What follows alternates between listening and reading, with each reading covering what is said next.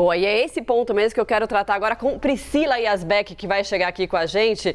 Pri, porque, bom, a economia ainda é apontada, segundo a pesquisa Genialcast, né, como o maior problema para a população em relação à situação do país.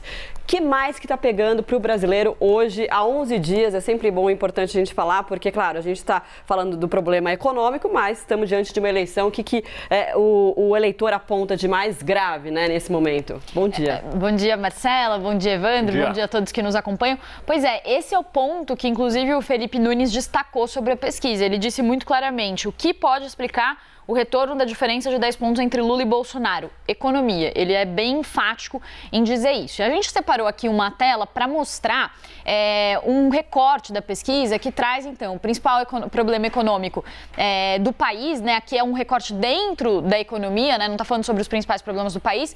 Entre os principais problemas do país é o que a Marcela falou. Economia é o principal problema. Passou muito à frente de preocupação com saúde, de corrupção, como havia em outros momentos. Corrupção liderava as preocupações em outras eleições e agora a economia é o principal problema. Dentro de economia, quando a gente destaca, o que a gente vê? Que inflação, que é essa linha azul, ela era um dos principais problemas, era a principal preocupação para 23% dos entrevistados. Isso foi caindo, que mostra um efeito das políticas do governo para reduzir a inflação. E aí a gente vê que o desemprego agora está um pouco acima da preocupação com a inflação, a crise econômica que preocupou muito ali em março, no começo do ano, quando havia ainda uma preocupação com o fechamento das atividades, também uma tentativa ali da economia se recuperar, mas ainda mais claudicante, também era a principal preocupação e agora está mais embaixo. Isso mostra que houve uma melhoria na percepção da economia, mas mesmo com essa melhoria dos últimos 2 meses, a preocupação com a economia estava em 65%, quem achava que a economia piorou, agora está 45%,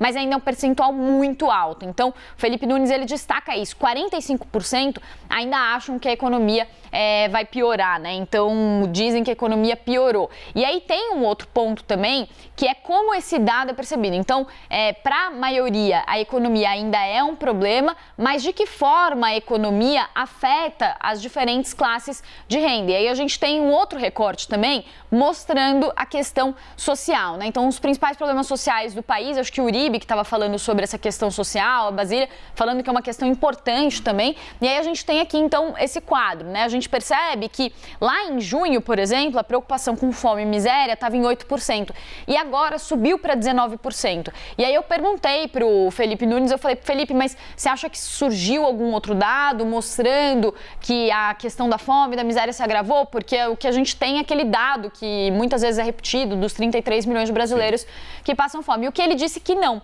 né? Que não foi não é que houve uma piora em relação real, né, em relação aos dados, de lá para cá, de junho para cá. O que houve foi um esforço político dos opositores ao governo Bolsonaro e dos opositores ao candidato Bolsonaro em falar que esse é um problema, né? E é por isso que o Felipe Nunes, ele fala da questão da fome, da questão social e com um destaque especial para a questão dos alimentos. Então, ele mostra que as pessoas percebem muito que caiu o preço da gasolina, 81% falam que caiu o preço da gasolina, mas quando perguntam do preço dos alimentos, subiu de 72% para 75% os eleitores que dizem que os preços dos alimentos pioraram. E os alimentos fazem muita diferença, principalmente para a população de baixa renda. Por isso que uma percepção geral, né, desculpa, Evandro, até da economia de que pode ter melhorado se você olhar a pesquisa que avaliou todo mundo, né? No geral. Agora, se você for fazer o foco ali na classe mais baixa, de fato, essa percepção não é a mesma, porque o alimento, que é o que importa, tá ainda caro. E sabe que esse comentário da Marcela, ele vai de encontro também com o que eu conversei com o Renato Meirelles, que ele disse, a economia está melhorando para os economistas, mas para a dona de casa a sensação ainda é difícil, porque quando ela vai ao supermercado, ela não acha que ela está gastando menos do que ela gastava lá em janeiro, por exemplo. E aí é essa percepção que aparece na pesquisa, né?